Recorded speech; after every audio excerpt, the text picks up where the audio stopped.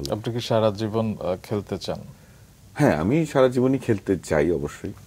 দাবা খেলা বেশ কঠিন খেলা বলা হয়ে থাকে, যে যারা একটু মাথা ভালো, শার্প, তারা দাবা খেলবে। তো আপনার কি মনে হয় যে এখানে বুদ্ধিমত্তা এবং অনুশীলন দুইটার মধ্যে কোনটাতে বেশি জোর দেওয়া উচিত? হ্যাঁ, বুদ্ধিমত্তা তো অবশ্যই জরুরি একটা জিনিস, কারণ সে কতটুকুন মানে মেধা তার আছে এই খেলার ব্যাপারে। আর অনুশীলনটা খুব দরকার, প্র্যাকটিসটা দরকার, ভালো খেলোয়াড়ের সাথে প্র্যাকটিস দরকার। বয়সটা কি কখনো এক্ষেত্রে? বয়সটা যত আর্লি শুরু করা যায় তো অবশ্যই তত ভালো। এটা যে কোনো জিনিসই, লেখাপড়া থেকে শুরু করে যে কোনো খেলাধুলা, যত আর্লি শুরু করা যায় তত ভালো। আপনি কি সারা জীবন খেলতে চান? হ্যাঁ, আমি সারা জীবনই খেলতে চাই অবশ্যই। হ্যাঁ, মেবি একটা বয়সে যাওয়ার পরে হয়তো একটু ডিফিকাল্ট হয়ে যাবে, তারপরে খেলা কন্টিনিউ করা যাবে। তারপরে কি কোচিং এ মন দেবেন? কোচিং এ মন দিতে পারি।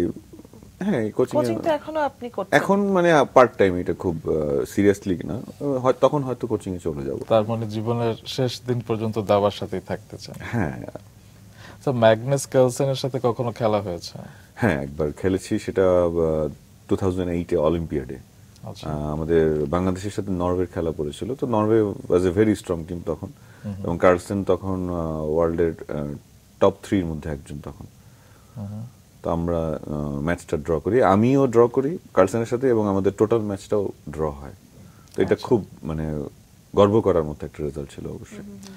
বিরতিতে যাবার আগে আমার একটা প্রশ্ন ছিল যে আপনার সবচেয়ে বড় অর্জন আপনি কোনটাকে দেখছেন? এটা একটা বড় অর্জন অবশ্যই, যে কারণ ম্যাগনাস কার্লসেনকে সবাই ধরে নেক্সট ওয়ার্ল্ড চ্যাম্পিয়ন হিসেবে। তো নেক্সট ওয়ার্ল্ড চ্যাম্পিয়নের সাথে আমার খেলা হয়েছিল, এবং আমি ড্র করেছিলাম, এবং আমরা ওই দেশের সাথেও ড্র করেছিলাম। এটা আমার কাছে খুব স্মরণীয় একটা ঘটনা। আচ্ছা, দাবা খেলা নিয়ে এমন কি কোনো স্মৃতি আছে যেটা আপনাকে এখনো ব্যথা দেয়? কোনো হার, কোনো পরাজয়? অ্যাকচুয়ালি কখনো কখনো মানে প্রাপ্তিগুলো অনেক দেরিতে আসে।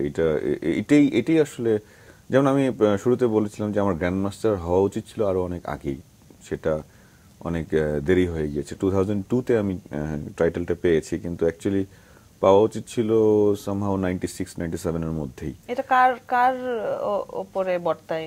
এটা অ্যাকচুয়ালি আমার পারফরমেন্স। অ্যাকচুয়ালি আমি শেষের দিকে মানে শেষ কোনো একটা ইম্পর্টেন্ট ম্যাচে গিয়ে দেখা যাচ্ছে জেতা দরকার, জিততে পারছি না। এটা অনেকটা ওই যে ক্রিকেটে যেমন মানুষ সেঞ্চুরি মিস করে যেরকম, হ্যাঁ 96-97-এ গিয়ে সেঞ্চুরিটা মিস হয়ে যায়, অনেকটা সেরকম। তো এরকম আমার বহু মিস রয়েছে। তো এইটার জন্যই আমি অনেক বছর পিছিয়ে গিয়েছি, এটার কারণে। গ্র্যান্ড মাস্টার তা নাহলে আরো আগেই হতাম।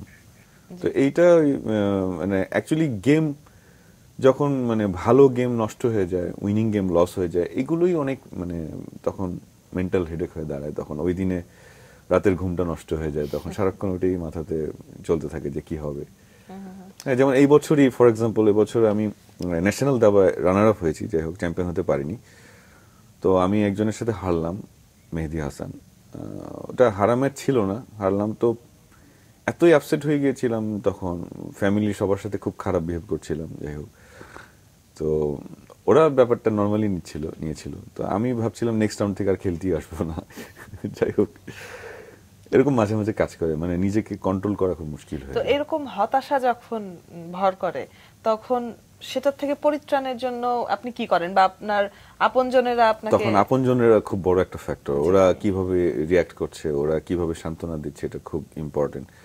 আর মাইন্ডটাকে মানে ডাইভার্ট করতে হয় অন্যদিকে, অন্য কোনো একটা কিছুতে, অন্য হয়তো কোনো নেচারের দিকে ডাইভার্ট করতে হবে। হয়তো সমুদ্র থাকলে সমুদ্রের কাছে চলে যাওয়া যায়, কিন্তু ঢাকাতে তো আর সমুদ্র নেই।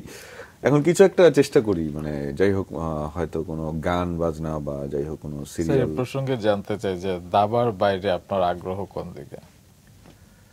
আমার নেচার খুব ভালো লাগে অবশ্যই, যেমন সমুদ্র দেখতে খুব ভালো লাগে, অবশ্যই ঘুরতে ভালো লাগে। প্রকৃতির কাছে চলে যায়? হ্যাঁ, প্রকৃতির কাছে। প্রিয় ভ্রমণ স্থল কোথায়?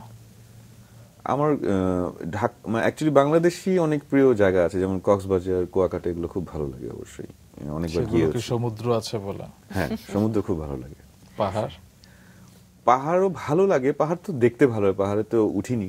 আচ্ছা, এভারেস্টে তো আর উঠিনি। হ্যাঁ, কাজী কিন্তু সমুদ্রে ঝাঁপ দেওয়া সমুদ্রে তো হয়েছে। হ্যাঁ সমুদ্রে তো ঝাঁপ দিতে পারছি, ওইটা ভালো লাগে সমুদ্র খুব। আর মিউজিক শুনতে খুব ভালো লাগে, লাইভ মিউজিক শুনতে দেখতে খুব ভালো বাহ। লাগে। কখনো কি গান করার ইচ্ছা হয়েছে, যেহেতু আপনার স্ত্রী একজন ভালো শিল্পী বলছিলেন আপনি, বা আপনি করতেন একসময় গান? হ্যাঁ এটা অনেক জটিল, তবে মানে আমরা মানে ঘরোয়া আসরে আমরা মাঝে মাঝে গান টান করি, বাহ, মানে আচ্ছা, আমিও সেটাতে অংশগ্রহণ করি। আমরা ইভেন আমাদের খেলোয়াড়দের মধ্যে ওই আসর হয়। তো দাবারুর কাছ থেকে আজকে কোনো গান শুনতে পাবো? না, এইটা আসলে একটু কঠিন হয়েছে। আমরা কারণ আমার দাবা- মানে জি।